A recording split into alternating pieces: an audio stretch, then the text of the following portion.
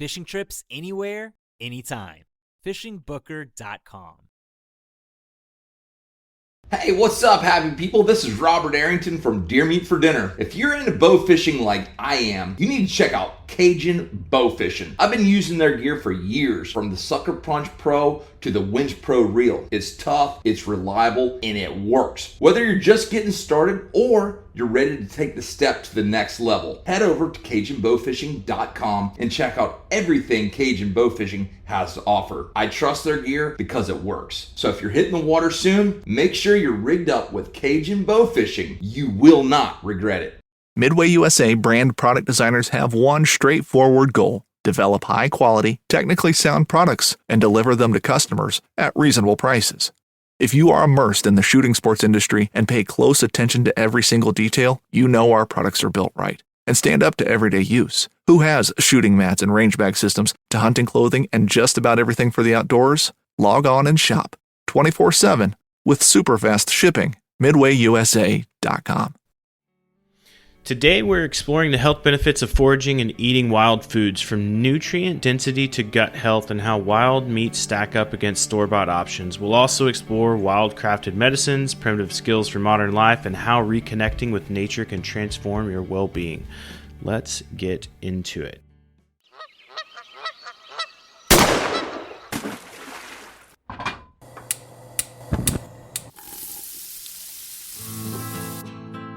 Join Justin Townsend and the Harvesting Nature crew as they explore the world of cooking wild fish and game while sharing recipes, tips, tricks, and lessons learned from their pursuit of wild food. We sure hope you ate before the show, 'cause you're gonna leave hungry. This is the Wild Fish and Game Podcast. Thanks everybody for joining us today. So, quick couple of things before we get into the actual sort of meat of the show, I guess. So next up, we'll be talking about some tacos on our Wild Kitchen series. And if there's any food topics or anything that you'd like discussed, please just let us know, and we'll be happy to cover those. I think really excited to get your feedback and see how those are going. We've been enjoying them a lot. I think Adam enjoys it. I love it. It's cool to kind of go piece by piece through different types of food. You know, I think not food necessarily, dishes, just to kind of get a good perspective of that and see how the intersection of everyday food and wild food come together. So I guess up news for me, midway through turkey season here, so nothing too crazy other than that. As far as like larger Harvesting Nature news, we've got a sausage book. We're back on the roll, sort of like promoting it. We're releasing merchandise in the store kind of weekly. We're also taking it down monthly, so if you see something go up and you like it, please be sure to get it. Right now we've got some turkey shirts.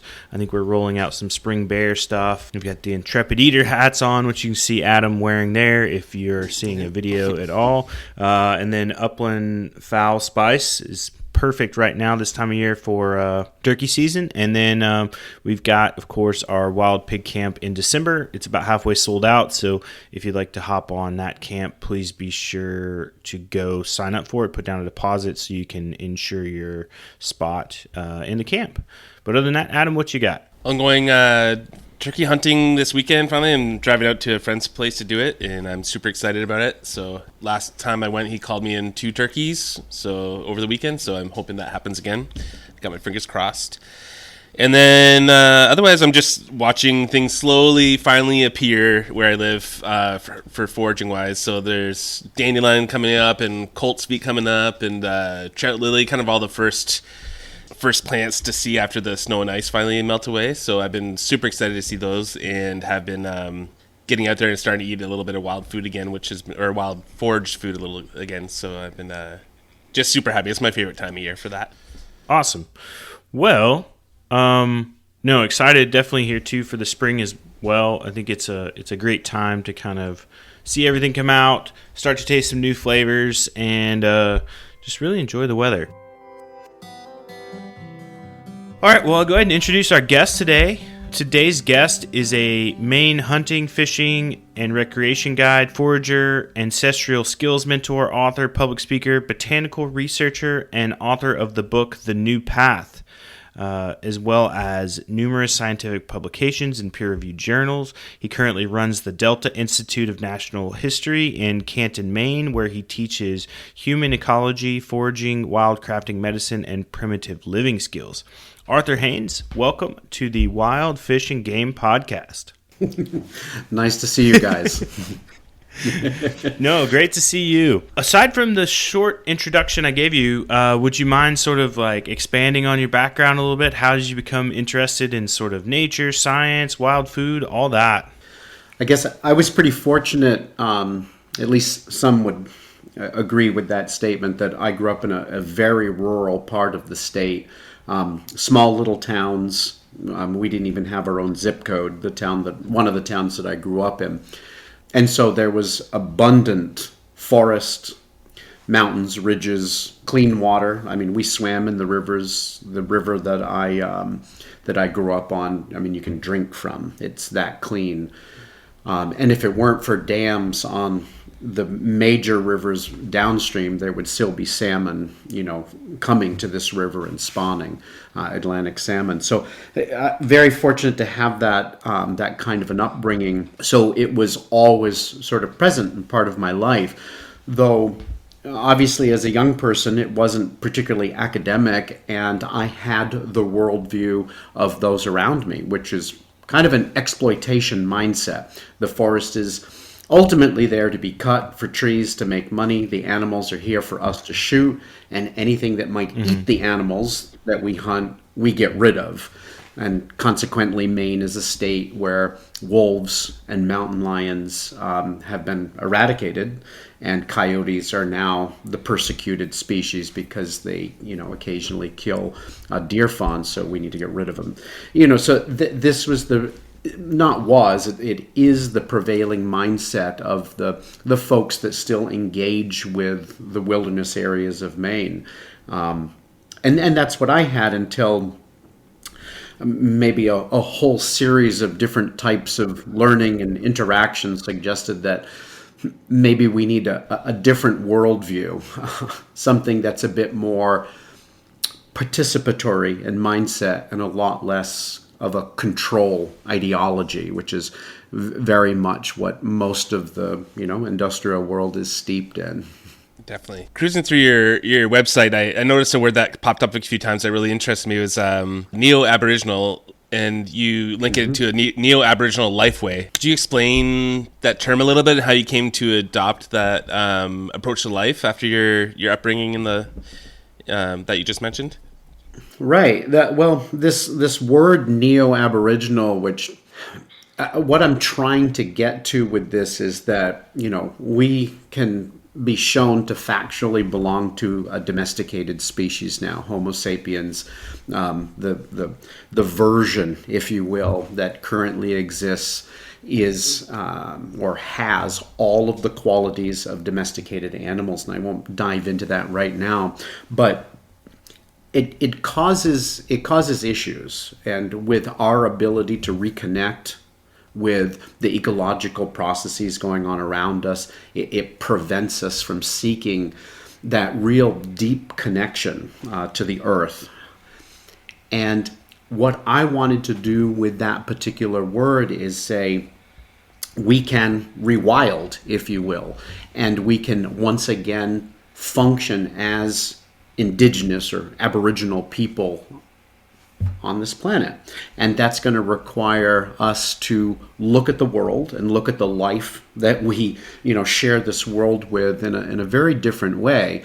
And obviously it's kind of a scientific term, and we are a very science-dominated, society. And I realize that. So what I've started is just trying to put forth very scientific arguments of how this life way may be causing harm to both us and the world that we live within. And so this Neo-Aboriginal was this idea that we don't have to remain in this place, and I say at this figurative place of this mindset, this worldview, this whatever we want to call it, this spiritual place.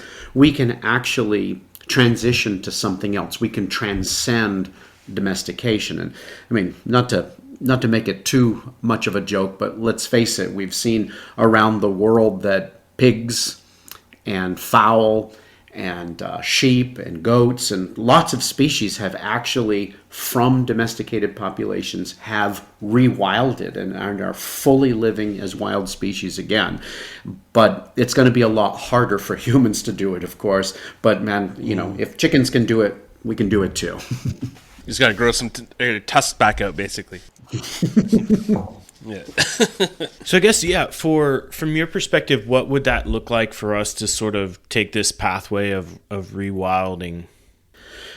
I like to always let people know that, look, we were many, many, many generations getting here, and we're going to be many generations digging ourselves out of it. But it is going to happen. There's no doubt about it. We will be forced into a rewilding situation at some point. Every society that's ever existed has collapsed at one point or another, and people have needed to sort of decentralize, despecialize, and become much more generalists and learn to essentially fend for themselves again. This has happened over and over and over through history. So whether it's by choice or by circumstance, it's going to happen. Let's just hope that there's lots of time, because the way I look at rewilding, human rewilding right now, it's not a goal that we can achieve, because we can't live communally, and that's how humans have lived, in egalitarian communities. And as someone who has a home and property that has tried to sort of foster, an intentional community, I can tell you it's incredibly difficult. We simply don't have the skills and tools that we need to be like that. So instead of looking at it as a goal, let's look at it as a path or a trajectory. And for that, the thing that I do when I, with my students, I say, let's make no mistake, industry is very, very harmful to both us and the planet. And that could be, hopefully I don't have to defend that statement. It's pretty obvious that, we're entering into the world's 6th major extinction event. Chronic disease is off the chart, and autism rates are climbing, and you understand where I'm going with all that. So in order to begin a path of rewilding and not make it pressure, and we've got to live perfectly right off the bat, what do we go to industry for on a daily basis over and over and over again? It's certainly not the house that I'm in right now. A properly maintained house can exist for centuries. It's food, right?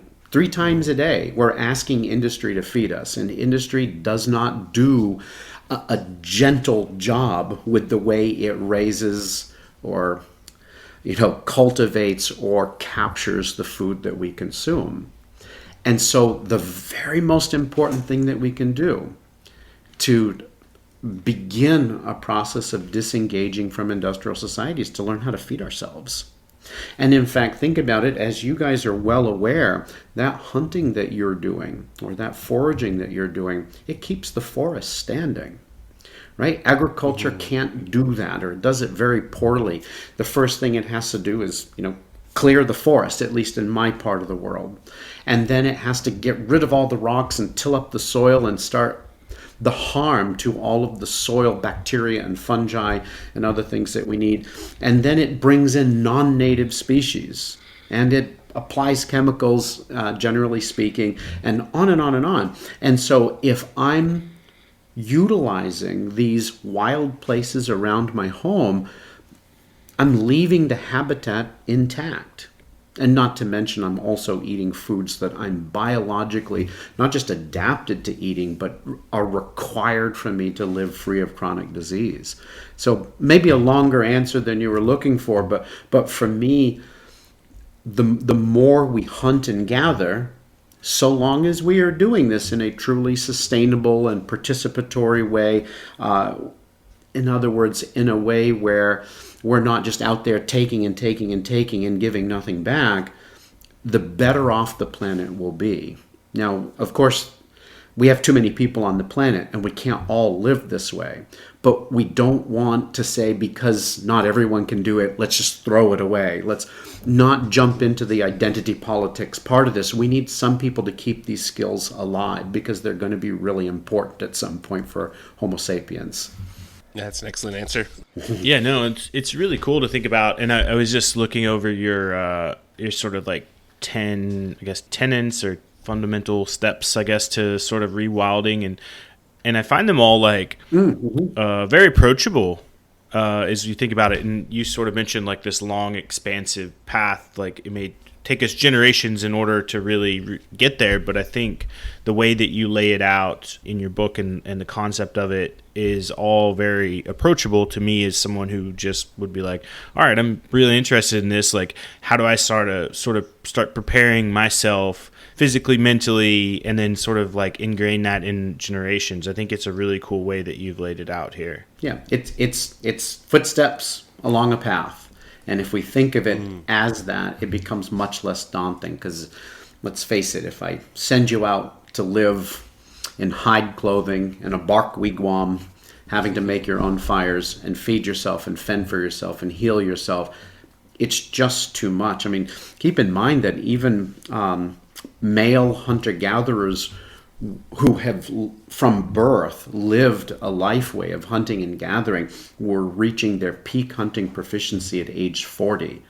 And that's doing it continually, not just as a recreation, not coming into it late in life.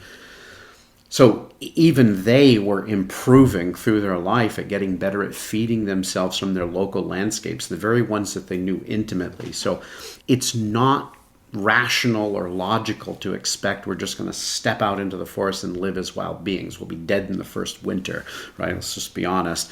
And so let's start building the skill set, make sure that the next generation gets all of that and more, so that we eventually work toward truly nature-connected humans that, yeah, sure, they may still be involved in the city, wherever they're getting parts of their education and some of their foodstuffs and some of their clothing, but we're starting to build this hybrid life way where we're not just 100% dependent on industry to do everything for us. I totally agree with you. I was thinking just about sort of who are you mentioned students, what sort of age groups do you have as your students? And I'll preface this with saying I've mentored a lot of younger kids, and I'll say like middle school age, high school age, recently in the last 6 months or so. And I found that their perspective on both the current state of the environment and sort of like the future is very interesting to me, because they seem much more tapped in than, the generations ahead of them, and like, all right, well, we really got to be considerate of ourselves and be considerate of the environment. Are you seeing that from your perspective as you teach and instruct? Yeah, I mean, the people that I attract obviously have some sensitivity to what's going on, and they want to do something different. And I think that most of us that have any awareness of where we're at right now, we don't feel totally right about the existence that we've been born into. None of this is any of our fault. We're born into this system. And the problem is if we just do nothing, right? Just stay there and maintain it. And we all have our ways of being able to be radical, if you will. And let's face it, learning to feed yourself is now a radical act. Learning to heal yourself and not be entirely dependent on a large biomedical institution is now a radical act of defiance. And that defiance is of benefit to the planet, not just to the humans who are engaging in those acts. So, for me, I do see this, but I'm preaching to the choir, so to speak, because my students have come because they sort of have a feeling that something isn't right.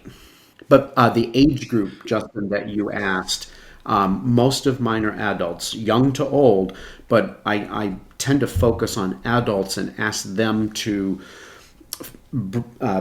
hand that information over to all of the people that they come into contact with, obviously, their children and grandchildren and so on. So outside of my children, or maybe some of my close friends' children, I'm primarily instructing and apprenticing adults.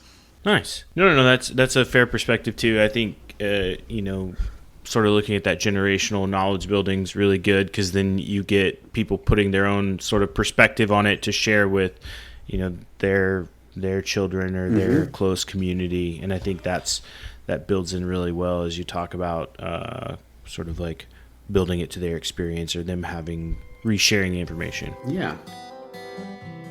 Hunting is not easy. It never has been.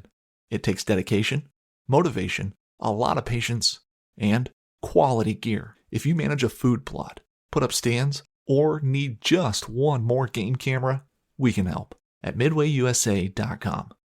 We opened our doors in 1977 and continue to put customers first by offering super fast, same-day shipping.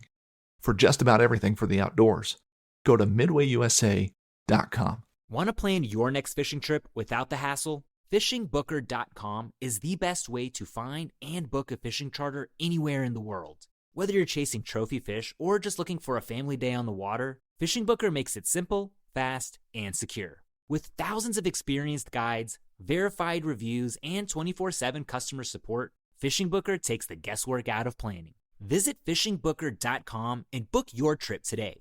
Fishing Booker. Fishing trips made easy. I want to switch gears a little bit, and I think I'd like to talk a bit about the foraging for health piece. You started touching on it a little bit in that last statement, and I think we can really dig into that. And obviously, a lot of the skills and interests that you talk about, we could probably do a full episode on, but I think this, like the bit about the health benefits of collecting and eating wild foods really intrigues me. And as I've sort of, I've gone through this pathway and series of my own health journeys over time, and I think a lot of folks out there, especially I see within the adult onset hunting community and people that are coming into foraging, fishing, hunting later in life, they're like, I'm looking beyond just the experience of the hunt. Like, I want to know more about the food. So I guess from a foraging perspective, what do you see as some of the greatest benefits to health of the person, health of the environment, anything you want to sort of expand on? How about I do this? I set the stage a little bit and give you a really cool study that was done. And it was in what is now modern day Kentucky.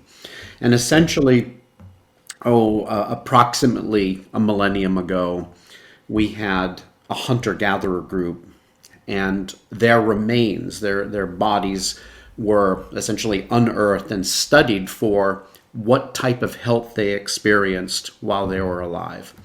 And then at some point later, but still experiencing the same climate and in the same approximate area, there was an agricultural group. And that particular group relied very heavily on the three sisters, corn, squash, and beans, crops that we've heard a great deal about. And yes, there was some supplementary hunting and gathering, they know, but corn, squash, and beans were the primary foods of that agricultural people. So they both lived in approximately the same area and experienced approximately the same climate. And what they found was really striking. And this is work that was done by Claire Cassidy. So to get started,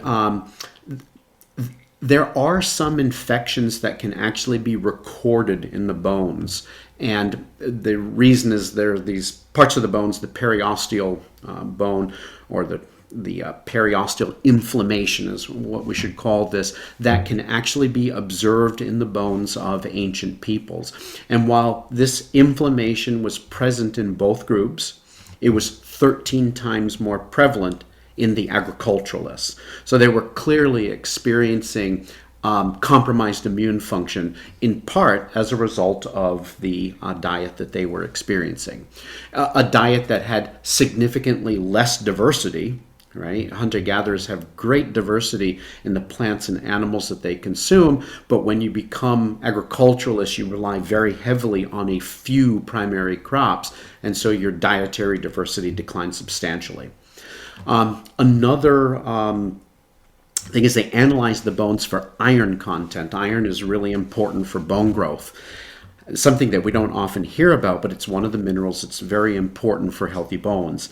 And the agriculturalist showed deficiency in iron. And one of the ways that they can observe this are these lines. They're called Harris lines that can be seen with X-ray equipment. And they're the result of growth arrest due to insufficiency of nutrition. Okay.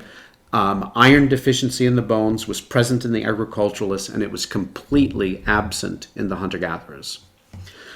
Tooth decay. This is obviously a really important one, something that Weston Price, for people that haven't ever looked into the research of this, this dentist from Cincinnati, if I'm remembering correctly, who went around the world looking for people that had beautiful teeth, that weren't crowded, that weren't impacted, that had proper occlusion. That's the way that the teeth come together when you bite down, the amount of dental caries or cavities, things like that. We know that that's really connected to the diets that people eat. And so tooth decay in this particular study, it was rampant in the agriculturalists. There was an average of almost 7 teeth with dental caries in the adults. In the hunter-gatherer adults, it was less than 1 per mouth versus almost 7 per mouth in the agriculturalists. Every agriculturalist child had at least 1 cavity. As soon as they stopped breastfeeding, they got them. Breastfeeding has a protective effect for tooth decay because it's providing targeted nutrition for making humans healthy. It's possibly the only food that is evolutionarily adapted to human health, right? It's really important that that infants get this food. And because agriculturalists tend to have larger families, they're going through essentially shorter birth intervals. They're having children much more frequently, so the children aren't breastfeeding as long. But hunter-gatherers, that's very different. Often 3, 4, even 5 years of breastfeeding. No hunter-gatherer children had tooth decay. It happened if they had any dental caries, it was much later in life, and it was quite rare. Generally, again, the mean was less than 1 tooth per mouth. So it's really clear that agriculturalists had this steep drop in nutrition. And we think we've fixed it all today, but the rates of chronic disease totally suggest that that's not the case, because studies that were done in the latter part of the 1800s, the early half of the 1900s, and even more recent ones than that, where hunter-gatherers still lived a relatively intact life way, where they were consuming their traditional diet, and there were doctors, physicians, and researchers who were essentially living with them on what was the frontier during those periods of time, found that there was essentially no heart disease, there was no neurovascular disease, strokes, even things like, it goes beyond obesity and diabetes and cancer, but even depression and suicide and things of this nature were essentially absent. So chronic disease was at a near zero. And the first thing that everyone says is, well, they didn't live long enough. They all died when they were 35 and 40. And that is a myth. It's really important to address this. That is their life expectancy, not their lifespan. The two have become conflated. Yes, there was more death early in life with hunter-gatherers because they didn't have the landscape expunged of all of their large predators. There were real dangers, right?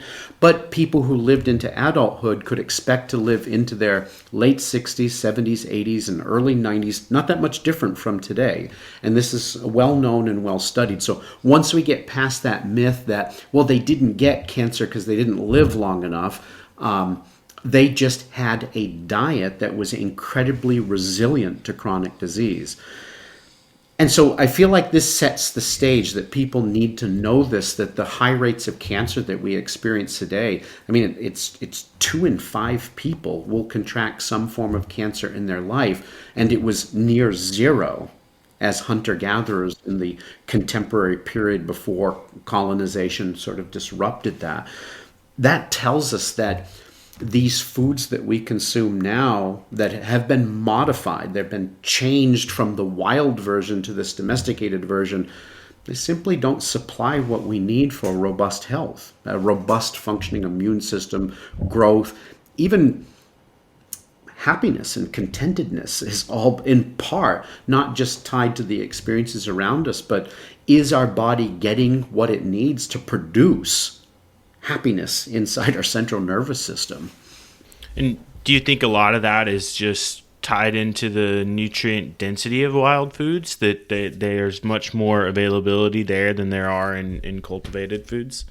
That is a essentially an established fact. And I could give you figure after figure to support that. And maybe we should do a little bit of that, because again, we have a very, our religion today, if you will, is science. And I know that strikes people, they don't like hearing about that, but we are a very science-based society. So giving factual evidence that wild foods are more nutrient dense than cultivated foods is something that we should do. But it isn't just the nutrition, right? It's, I'm now outdoors experiencing the elements, sunlight, I'm getting movement, I'm bending, I'm twisting, I'm kneeling down, I'm doing all those movements that a modern kitchen doesn't require, right? Sit, stand, sit, stand, sit, stand. Occasionally I move my hands, sit, stand. There's more going on. I'm moving my lymph. I'm getting movement over uneven ground. But maybe if we dive into a little bit more of a spiritual connection, I know the story of my food. I delivered the death. I know exactly what happened. I was there at the moment that it occurred, and I'm able to give thanks directly for this life given.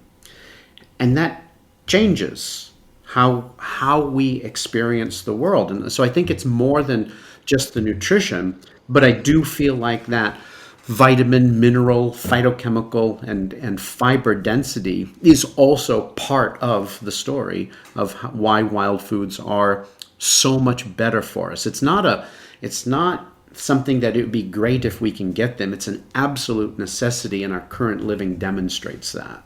Do you feel that the same thing goes for wild fish and wild game meats? Because I know you can just almost taste the nutrient density in wild foraged foods. Are we experiencing the same thing with domesticated meats, where we're not getting the proper nutrients out of it that we should be? Yeah, we absolutely are. But I would argue that the differences between, say, wild mammals, whether we're talking about deer and moose, something along those lines, mule deer, elk, and truly pastured domesticated animals, there's a difference, and we can talk about what that difference is. But it's not as great as the differences between domesticated plants and wild plants. So hunting for wild game is of great benefit to us. There are differences, but the differences are much more manifest in crops versus wild plants. So we need to make sure that the household is also foraging. We've taken plants that were deeply bitter medicinal plants that were rubbed on animals at one point as an anti-parasitic, things that were essentially not palatable for consumption. And we have turned them into relatively bland carbohydrates. And that's the eggplant. Its wild progenitor is this small prickly bitter ball of a fruit, and now there's this great big giant purple thing with pale flesh that we use as filler, and we put the stuff on it that we really like to eat. Or take lettuce. Lettuce is a great example. The wild progenitor of lettuce is something called prickly lettuce, and it's a slightly bitter, though it is something that we can consume when young, but it's a medicinal plant. It's loaded with chemistry that benefits our bodies. And let's not pretend that iceberg lettuce is something that is supportive of health, right? It's gone. We got rid of it. And for some of these plants, we really couldn't have eaten them in the form that they were in, but we could have made the modifications stop here. And we just kept going and going and going until they were nothing but sweet with zero bitterness. And remember, bitter is one of the ways that your body senses antioxidants. And we need them. We lived in this antioxidant-rich environment that we got through our foods and our contact with the earth. And so our body outsourced it. It makes some, right? Glutathione and superoxide dismutase, these are endogenous antioxidants that we make, but we got loads of them from our diet. And then we started eating an agricultural diet, which is very diminished in those antioxidants, and suddenly chronic disease, inflammation, and cancer start appearing because we're not getting what we're supposed to be getting. It's all deep. It's not a fun conversation right now, huh? I just love it because I feel fundamentally I knew all this stuff. Like you can tell when you're picking, you can tell when you're eating it, you can tell that bitterness has so much more to it. You can tell with the seasonality of everything. You can just kind of intrinsically know, but I didn't know the full scientific backup from that. So it just feels good to I guess have my biases confirmed in that way. We are on the right path. And it's nice, Adam, because you don't have to know, like, let's say I was to tell you, okay, let's take an orange, because everyone thinks oranges are loaded with vitamin C. And they have some. The average orange has about 50 milligrams of vitamin C per 100 grams of tissue. So we'll just remember that number 50.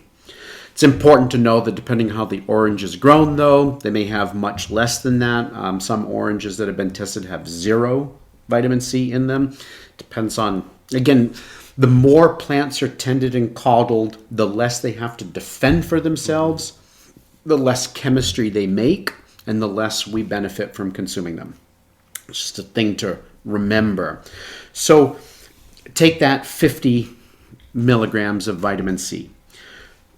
Well, let's take some roses in the hip, that red, fleshy material that sits around those seed-like fruits.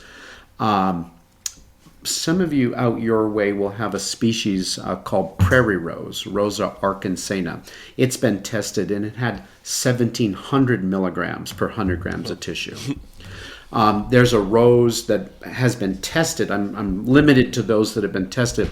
It's a non-native species from Asia. It's called beach rose, that is very abundant on our coasts here in the eastern United States. It looks as if it's native. There's so much of it. And its hips were tested at 2,730 milligrams. That's over 54 times as much vitamin C. And vitamin C is something that you need for your immune system. You need it for wound healing, for periodontal health, and it's a water-soluble antioxidant.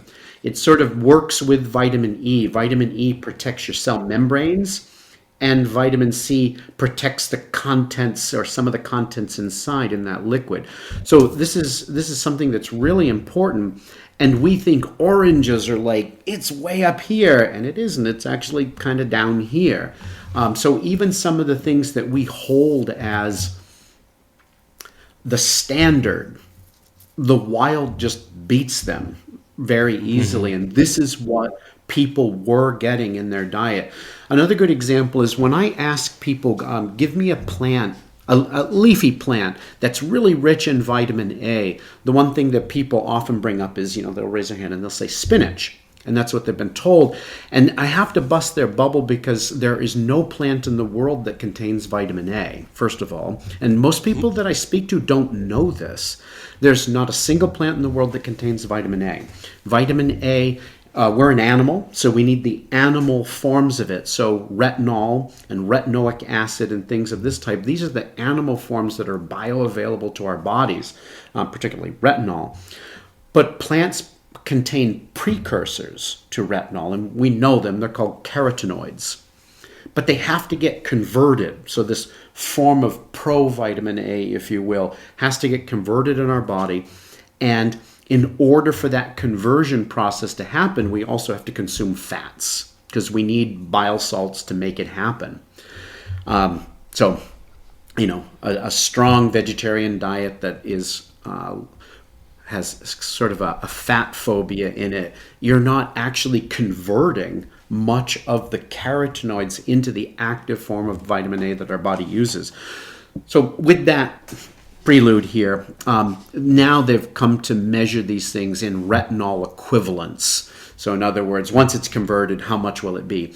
And spinach has 810 retinol equivalents per 100 grams of tissue.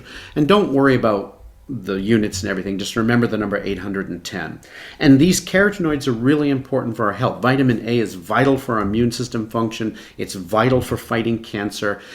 This is an antioxidant, just very, very important for our health. And take violet leaves. And this time of year when violets are emerging, they are very mild tasting. I make salads with them. I have no complaints about them. They're wonderful.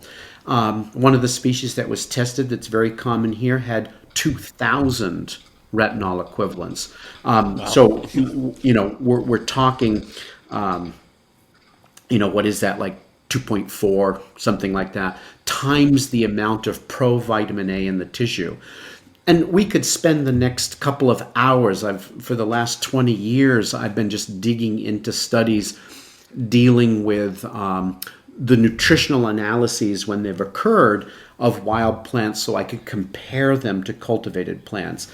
And just every single analysis done shows this outcome. Now, of course, one thing that would be kind of important, because we can't all consume a fully wild diet, the more the plant has been modified, the less vitamins and minerals it tends to have, the less beneficial phytochemistry it has for us, the medicines, we've bred them out of the foods.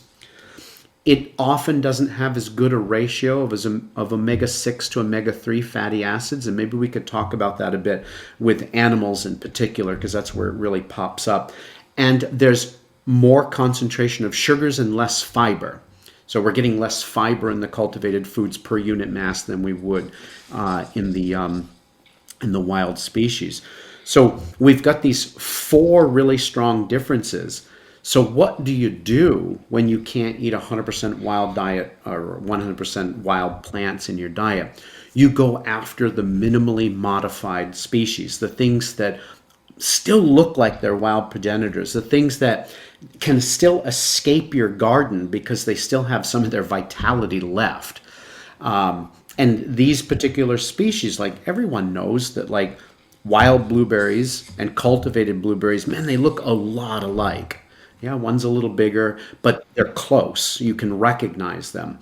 That fruit is much better for you than, say, eggplant, which is a fruit, but it's lost all of its nutrition. That's why go after the heirloom varieties of things. They're closer to their wild progenitors. And there are lists of plants that we could supply people that are this, minimally modified. They have more of their phytochemistry, more of their nutrition, more fiber per unit mass, and so on. So that's one of the things that I try to help people, to give them sort of this hack to get as close to wild as you can in your diet. That's really cool. What, I guess, if you had 5 to pick from, what would be your 5 ones that would be the easiest to get? Well, when it comes to these cultivated foods, some of the fruits are the easiest. Go after things like blueberries and raspberries and blackberries. The strawberries are starting to get kind of crazy, right? They still look like a strawberry, but man, and studies demonstrate the size of my fist now. Yeah, that wild strawberries have many times the antioxidant capacity of cultivated strawberries, just as you'd expect. But there's also sort of understanding that, like, look, you're probably going to eat lettuce in your life. It's going to get served to you. And you're going to buy some lettuce because you want some raw greens for your family to consume. So don't buy iceberg lettuce ever. Just remove it from your diet. Romaine, that's a little bit better. And you'll notice that, like, there's more to that. And especially as you're lower down on those leaves, there's a little bit more bitterness. It has just a bit more of its phytochemistry. And then you can step that up to leaf lettuces. They're even slightly more nutritious. Using another example, take the plant kale. We've made all kinds of things out of kale. Broccoli, Brussels sprouts, kohlrabi, I'm missing one, cauliflower. Yeah, all of these things are just kale changed into different forms through the process of domestication. But kale actually kind of looks like its wild progenitor. It has leaves and flowers that haven't been all kind of mutated into something else. So eat kale. I mean, kale actually has a lot of provitamin A. It's generally very good with its minerals so long as the soil has something to give back. This is one of the hacks, is like move back toward the wild progenitor as much as you can. One of the most important things that I can give to you for your health and the foods that you're going to purchase is don't buy big high bush blueberries, buy little ones. You know, the fields in this part, we have lots of blueberry fields in Maine. That's a well-known thing here. And these fields have been burned, they've been managed. They are wild strawberries. They're just managed so that nothing else can grow into the fields and essentially shade them out. Well, the skin of the blueberry, that's where most of the phytochemistry is. In particular, all those antioxidants are much more concentrated in the skin than in the flesh. So hopefully you can visualize that if you have this many blueberries and they're all really little, you have more skin in this mass than you would if the blueberries are really big. So just eating smaller fruits gives you more of this beneficial phytochemistry that your American or Canadian diet is lacking if you're at the farmers markets and the supermarkets getting your food. Just that alone is really important. Or this dilution effect. Plants take up a set amount of minerals, and if a plant produces this much fruit, those minerals are put into those fruits. If it has this much fruit, the same amount of minerals are put in. It's just now diluted. So the idea that we're going to create plants that produce more bounty, that's less nutrition. And the recipe for chronic disease is skewing the ratio toward calories without nutrition. We want to flip that around and have more nutrition for the calories we take in, because that is our biological norm. That's what we have done to come to a place of robust health with the wild foods. That's very interesting. Yeah, it makes sense when you spell it out. I'm just like, wow. I mean, I think like I go to the store and I want the biggest, thing I can find, but in reality, I should be having a bunch of condensed. And it makes sense because I think about like in the food production side, like cooking, and you always want to chop everything really small so you've got like an equal amount of flavor coming into it, and it's like, oh well, it makes sense if you think about nutrients in the same manner. Right. Mm-hmm. Yeah, it's really I can't stress enough how important it is. Now there are differences with the animals, but if you look at something like a cow who's out grazing in a pasture, and let's say it's 100% grass-fed, well, that cow is consuming what it's evolutionarily designed to consume. These tender grasses and forbs, the broad-leaved herbaceous plants, that's what it's designed to eat. So it's kind of getting its actual diet. So it's not as manifestly different from, say, the other species that we might consume, like deer and elk and moose and things like this. But there are still some differences because the wild species are often consuming a greater diversity in their diet, and they're bioaccumulating that diversity in there. But one of the things I want to really get people to think about is omega-6 to omega-3 fatty acids. These are essential fatty acids. They're called essential because our body can't manufacture them, so we have to get them in our diet. It's like vitamin C. We don't have the ability to manufacture it, so we have to get it in our diet. So both of these fats are essential. What's happened with the advent of grain-fed animals and cultivated foods and all the seed oils that we're really big into now, our omega-6s that we consume are not only more than would have been consumed historically, but they occupy a greater ratio of these essential fatty acids. So historically, we'd have been somewhere in the 1-to-1, 2-to-1, 3-to-1 of omega-6 to omega-3. And so think of it 2-to-1 as sort of an average. That's a nice, easy number to keep in your head. 2-to-1, omega-6 to omega-3. Most Americans are at least 8-to-1 right now.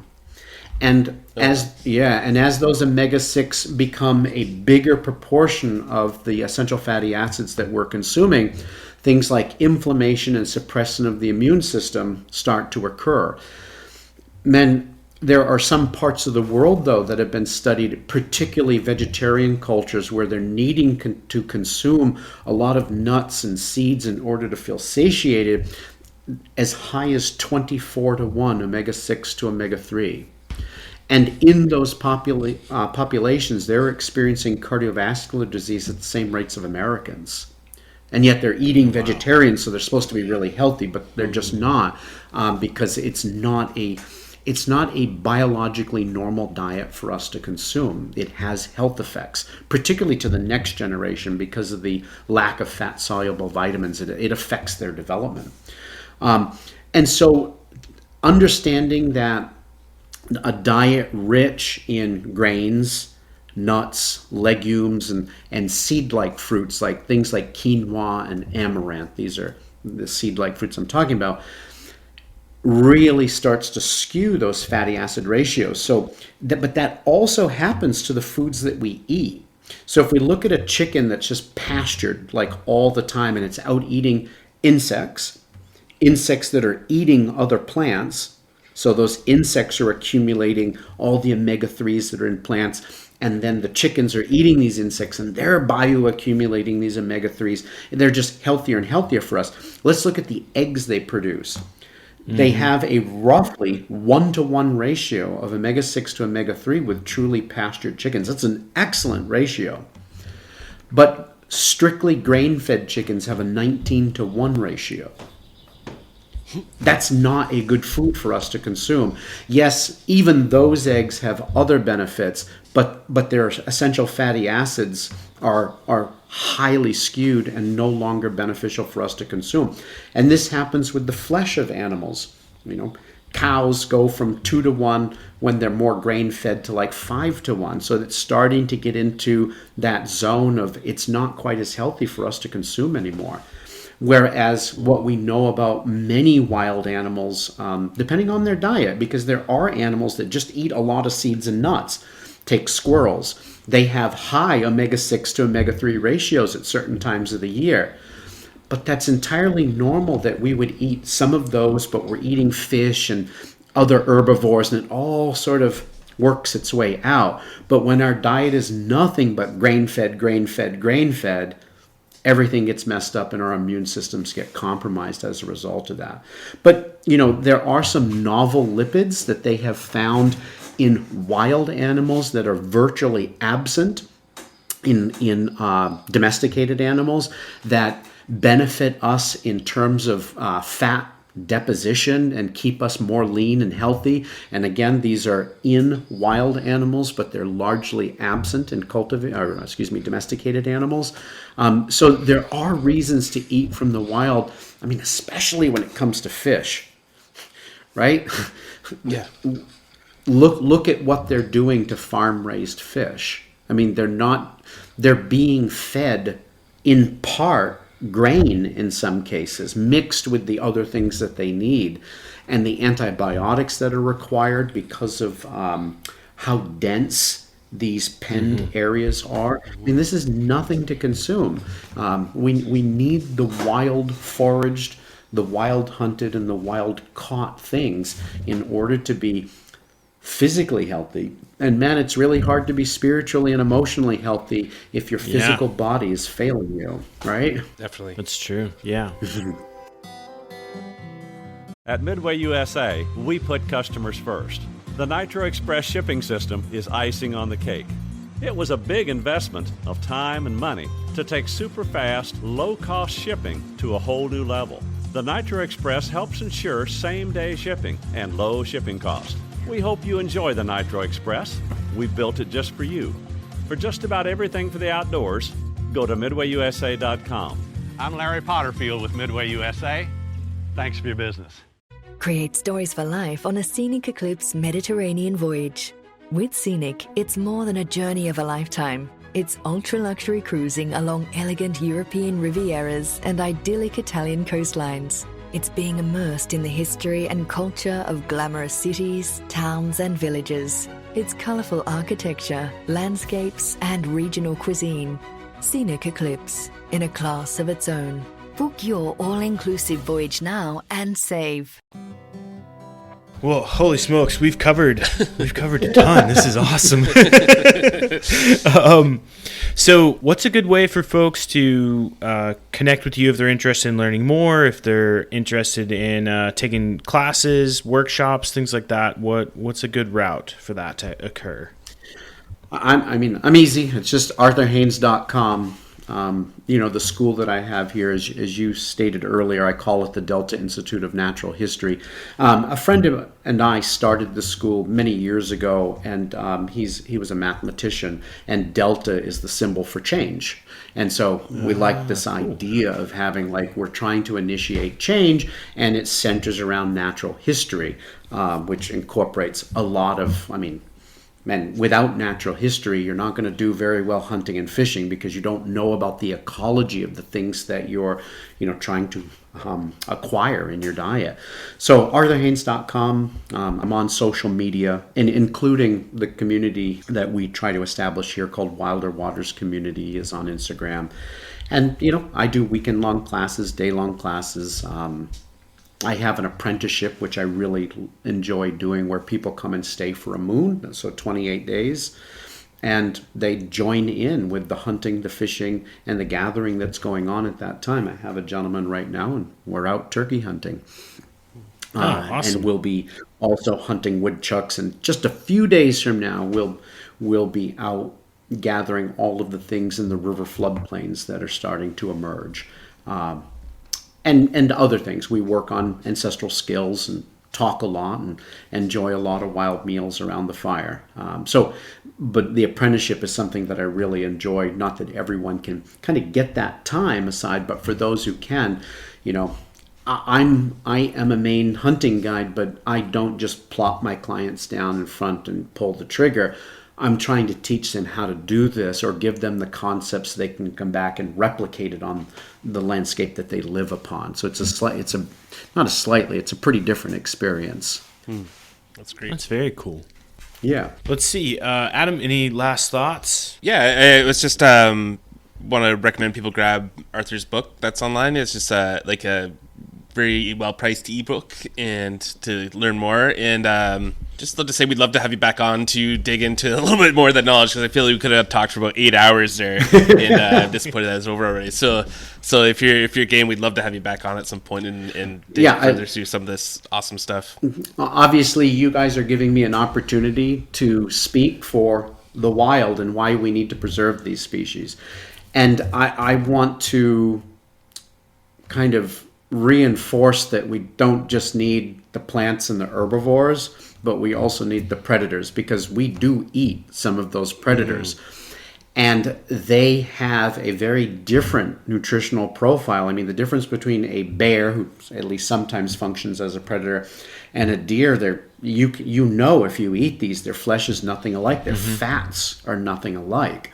And so we need that diversity in our diet. And I don't know if you folks have ever eaten mountain lion, but it's absolutely amazing. So we need all of these things on our landscape, not just our choice ones. And you're giving me a chance to speak for those organisms in what could be seen as a very selfish way, but that's where we start. We start to understand that they benefit us, and through the interactions, we come to understand that they also benefit that entire ecosystem that we are connected to and fallen in love with. Yeah. We've actually did a whole podcast episode on eating mountain lions, so if people didn't catch that, they can go back and listen to that. It's, we're all about the if there's going to be predator hunting, it's going to be eating predators and enjoying eating predators as well. And I think we've worked our way through the majority of the predator landscape. I think coyotes, bobcats, mountain lions, bear a ton. Haven't done grizzly. I've tasted wolf before, but I've never done grizzly bear. So I think it's still on the list. Yeah, and bobcat is something that I have eaten before, and it also was mild and wonderful. I would eat it, every week if bobcats were running around, and were abundant on the landscape here. It's wonderful. So we need to be consuming all of it again, not just a small subset, and I mean, you guys, I'm sure you understand what I'm trying to say. When we're consuming from the wild, it changes us. And it changes our view back to that landscape. We have a connection to it that we can never actually get to a supermarket. It's fundamentally different type of interaction. And for those that are out there doing it, they'll come to understand this at some point in their time, interacting with those species that are feeding them and feeding their families and helping stave off the chronic disease that is such a common part of this industrial existence. So I thank you guys for giving me a chance to give more reasons why these beings are really important to us. Absolutely. Thanks again, Arthur, for coming on. I really appreciate it. I'll just say, for everybody out there listening, we'll throw all the links in the show notes, and then please make sure you go check out Arthur's website, his social media platform, get in touch, ask questions. There's loads and loads more we'll cover in some future episodes. So thanks, everybody, for listening. Please, whatever podcast platform you're listening to, punch that 5-star button. Leave us a review. Tell us we're doing right, or, tell us we're doing wrong. Thanks, everybody. Have a good night.